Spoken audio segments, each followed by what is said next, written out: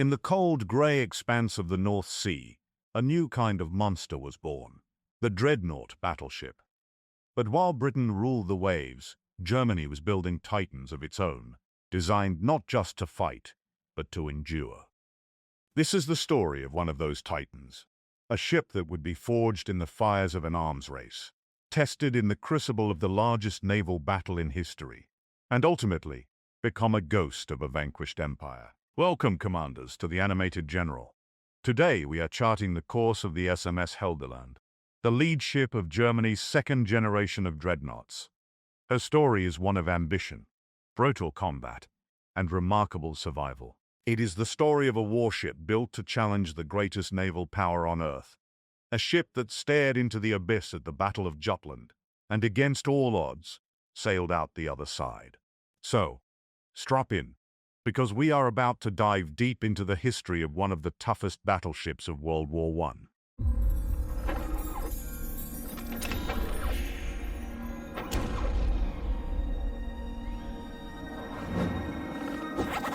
Our story begins not with a ship, but with an idea. An idea so revolutionary it made every other warship in the world obsolete overnight. In 1906, Great Britain launched HMS Dreadnought.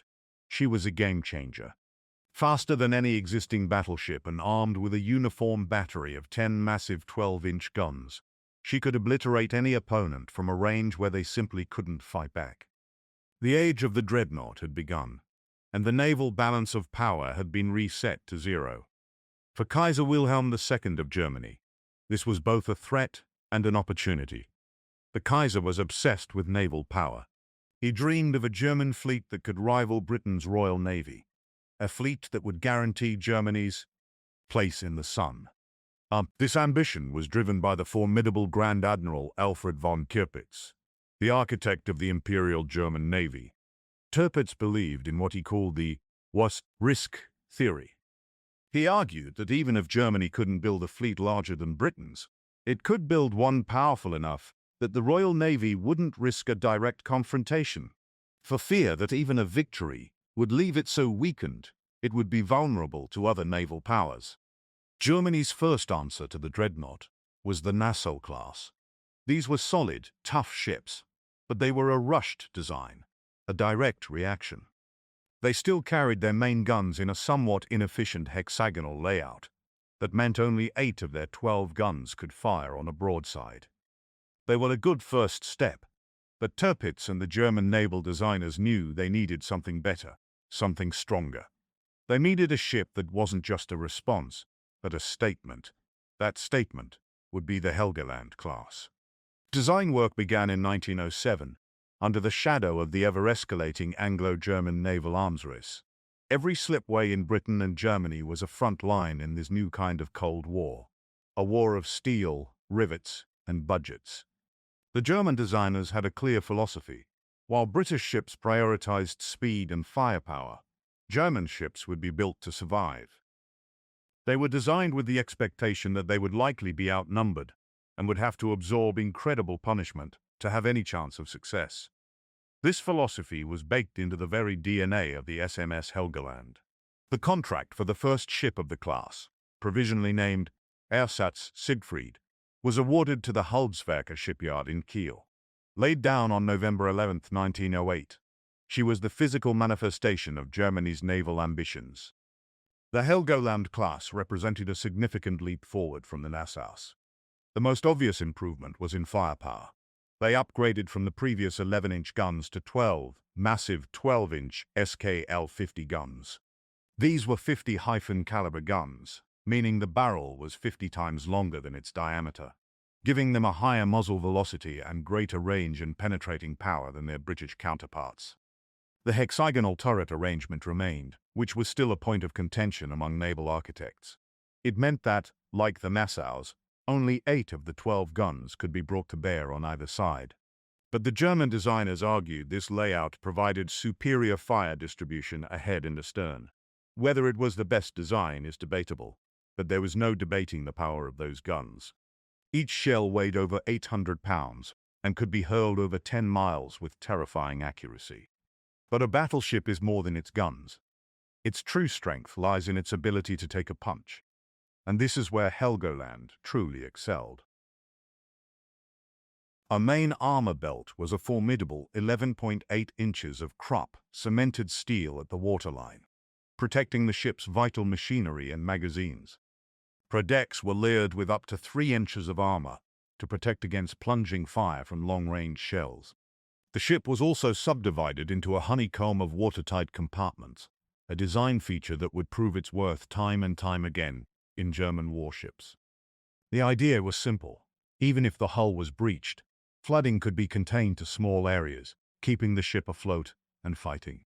So what would you have done in that situation? Would you have prioritized more guns on the broadside like the British, or focused on survivability like the Germans? It's one of those great historical what-ifs. One of the most interesting design choices was the propulsion system. While the British had fully embraced the new, more powerful steam turbine technology, the Germans stuck with older, proven vertical triple-expansion steam engines for the Helgoland class. This was a conservative choice. Turbines offered higher speeds, but they were less fuel-efficient at cruising speeds and were still a relatively new technology. The triple-expansion engines were reliable, robust, and something German industry could produce in quantity without issue. Helgoland was fitted with 3 of these engines, each driving a propeller, fed by 15 coal-fired marine-type boilers. This power plant could push the 228,000 tons behemoth to a respectable top speed of just over 20 knots. It wasn't record-breaking, but it was enough to keep pace in the battle line. On September 22, 1909, the massive hull was ready, and she was christened SMS Helgoland, named after the strategic island fortress in the German Bight. She was launched into the waters of the Kiel Fjord, a steel leviathan ready to take her place in the Kaiser's fleet. After another 2 years of fitting out, sea trials, and training her crew of over 1,100 officers and men, she was formally commissioned into the High Seas Fleet on August 22, 1911. Helgoland and her 3 sister ships, Ostfriesland, Fruing, and Oldenburg, formed the one battle squadron. This was the core of the German High Seas Fleet, its iron heart. The years leading up to 1914 were spent in a grueling cycle of drills, fleet maneuvers, and gunnery practice. They trained relentlessly in the Baltic Sea and the North Sea, homing their skills for a war that everyone knew was coming. Life aboard a Dreadnought was a world unto itself. It was a floating fortress city, a marvel of engineering, but also a cramped, noisy, and dirty place to live and work. The stokers toiled in the hellish heat of the boiler rooms, shoveling tons of coal into the roaring furnaces. The gun crews drilled endlessly, practicing the complex ballet of loading and firing their colossal weapons. On the bridge, the officers practiced fleet maneuvers, steaming in precise formations, preparing for the day they would face the Royal Navy's Grand Fleet. There was a sense of pride in professionalism, but also an underlying tension. These men knew they were on the front line of a naval arms race that was spiraling out of control.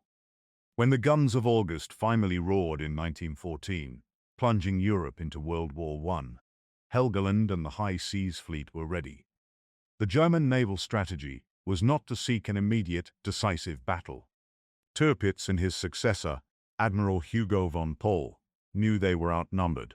The British Grand Fleet had a significant numerical advantage in dreadnoughts.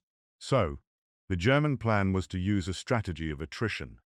They would conduct raids into the North Sea, bombarding British coastal towns, hoping to lure out smaller, isolated portions of the Grand Fleet. If they could ambush and destroy a British squadron here, a detachment there, they could gradually whittle down the British advantage until the fleets were on more equal terms. Only then would they risk a full-scale fleet engagement. Helgoland participated in several of these early operations. She acted as distant cover for the battle cruisers of Admiral Franz von Hipper's scouting group as they shelled towns like Scarborough, Hartlepool, and Whitby. These raids were controversial, killing civilians and causing outrage in Britain. But from a naval perspective, they were a calculated risk.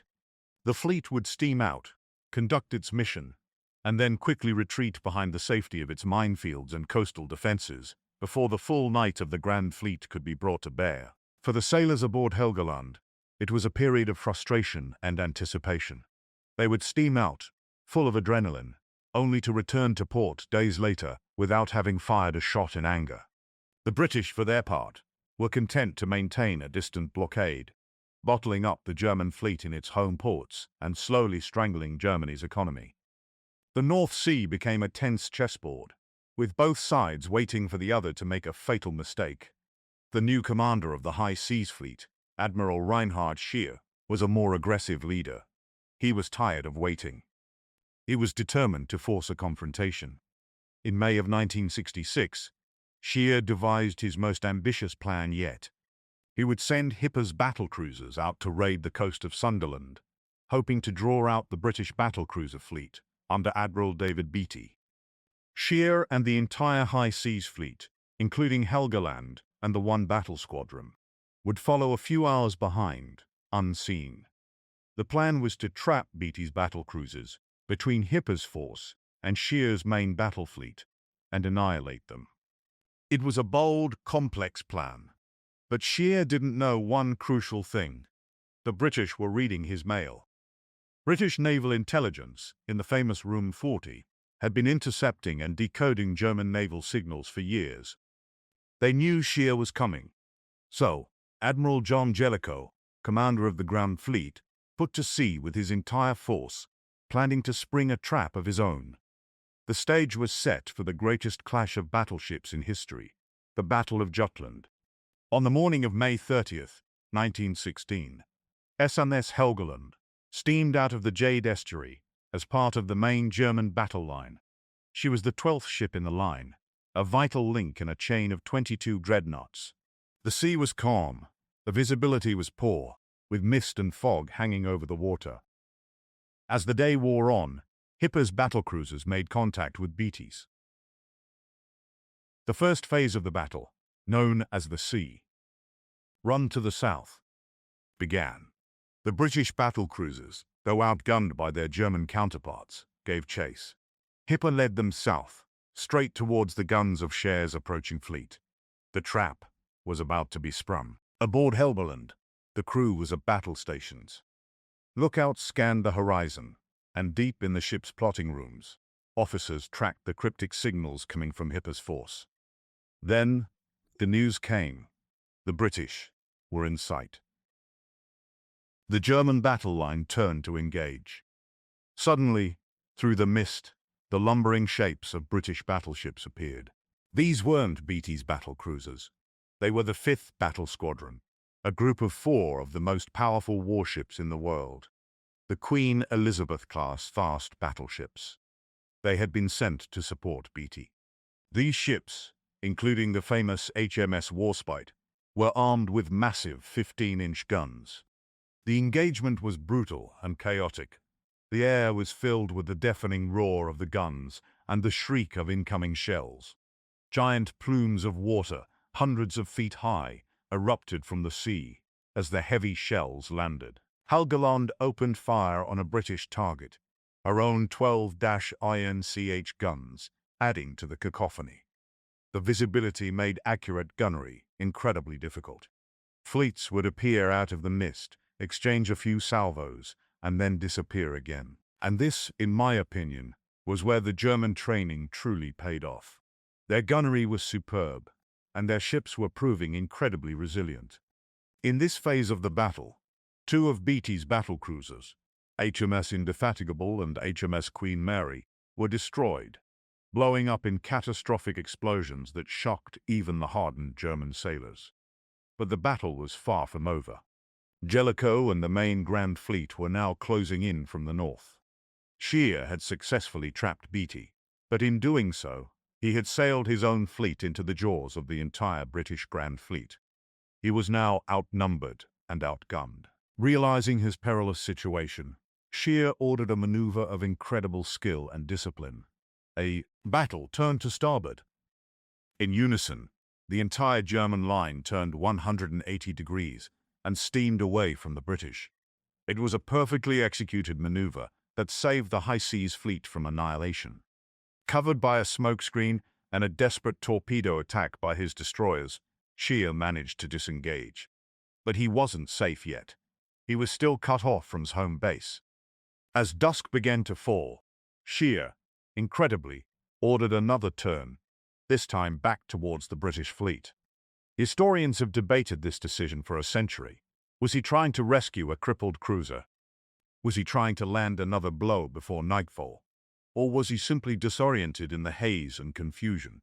Whatever the reason, it was a near disastrous move.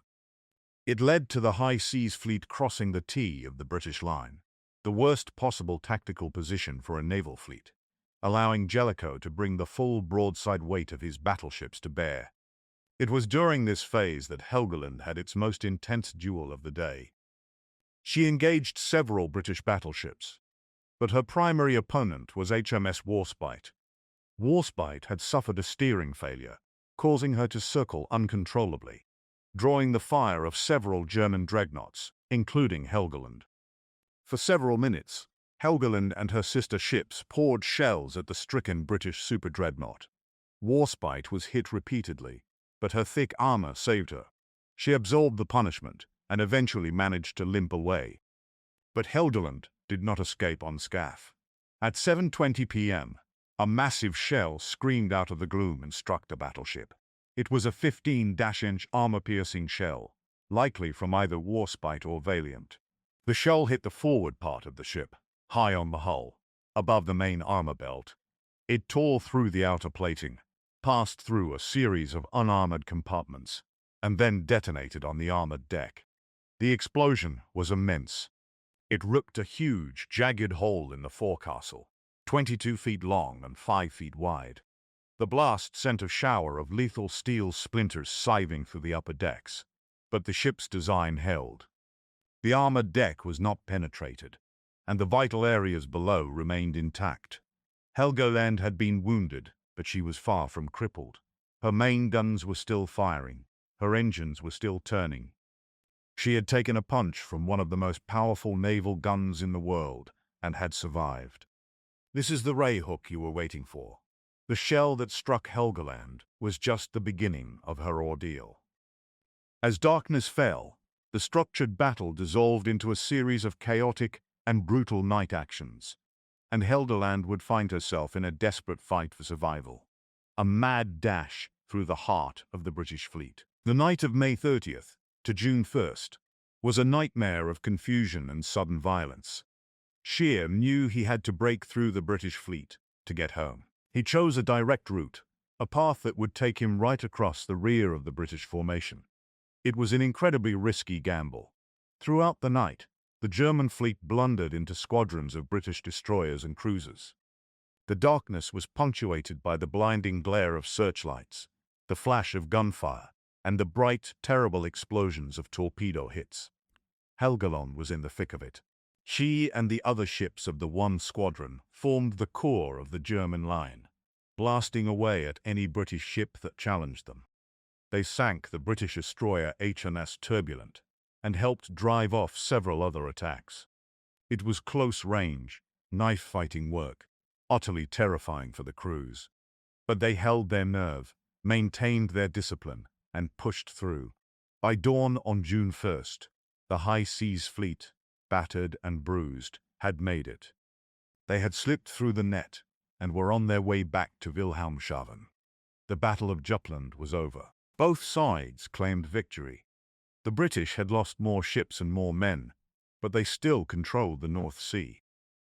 The German fleet had inflicted more damage than it received, a tactical victory, but it had failed to break the blockade, a strategic defeat. Helgoland arrived back in port with her battle scars proudly displayed. She had fired 63 rounds from her main guns and had taken one serious hit. Repairs took just over 2 weeks. She was back in service by June 6th. The rest of the war was an anticlimax for the big ships of the high seas fleet. Jutland had shown that neither side could afford the losses of another such battle. The fleet would sortie a few more times, but major fleet action was avoided. Helgoland spent most of her time at anchor, her crew growing restless and demoralized by inaction and dwindling rations. By 1918, Germany was on the brink of collapse. In a final, desperate act of defiance, Scheer and the Naval High Command planned a sky death ride. The entire high seas fleet would sail out for one last battle against the Grand Fleet, a suicidal charge to go down in a blaze of glory. But the sailors had other ideas. They had no interest in dying for a lost cause. When the order came to sail in late October 1918, the crews of several battleships, including Helgoland's sister ship Thuringi, mutinied. The Kiel mutiny spread throughout the fleet and ignited the German Revolution, which would topple the Kaiser and bring an end to the war. The death ride never happened. Helgoland and her crew took part in the mutiny, refusing to sail. When the armistice was signed, the fate of the high seas fleet was sealed. The most modern ships were to be interned at the British naval base of Scapa. Helgoland, as one of the older dreadnoughts, was spared this fate.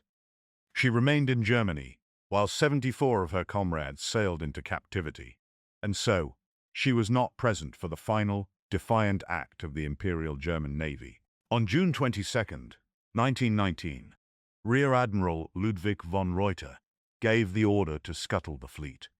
In a coordinated act of sabotage, the German sailors opened the seacocks on their own ships, sending the pride of the Kaiser's navy to the bottom of Scapa Flow, rather than let them fall into enemy hands. Because she had not been interned, Helgoland was now one of the few major German warships left. Under the terms of the Treaty of Versailles, she was to be handed over to the Allies as a war prize. In August 1920, she was formally surrendered and allocated to Great Britain. The Royal Navy had little use for an aging, coal-burning German dreadnought. They studied her design, particularly her armor and internal subdivision, learning what they could from their former enemy. But her days as a warship were over. She was sold for scrap in 1921 and taken to a breaking yard in Morecambe, where she was unceremoniously dismantled. The tough, resilient battleship that had survived the hell of Jutland was slowly torn apart, her steel recycled, her memory fading into history. The SMS Helgoland represents a fascinating chapter in naval warfare. She was a product of immense national ambition and brilliant engineering. The design philosophy of prioritizing survivability was vindicated at Jutland, where not a single German dreadnought was lost, despite taking tremendous punishment.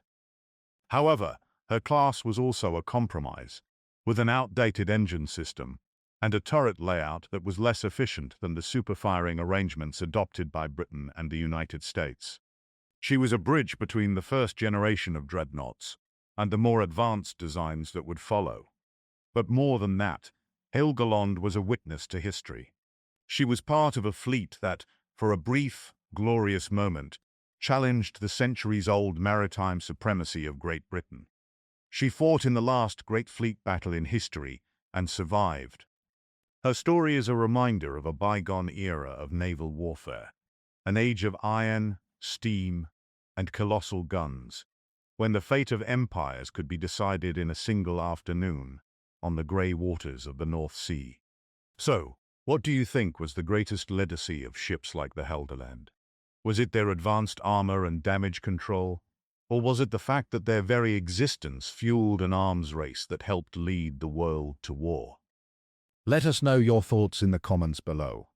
We read every single one, and your insights help shape the future of this channel. And if you've enjoyed this deep dive into naval history and want to ensure you never miss another expedition, consider reinforcing our ranks by hitting that subscribe button. It's the single best way to support the channel and make sure our intelligence briefings reach you every week. Thank you for joining us, and until next time, stay sharp and keep history alive.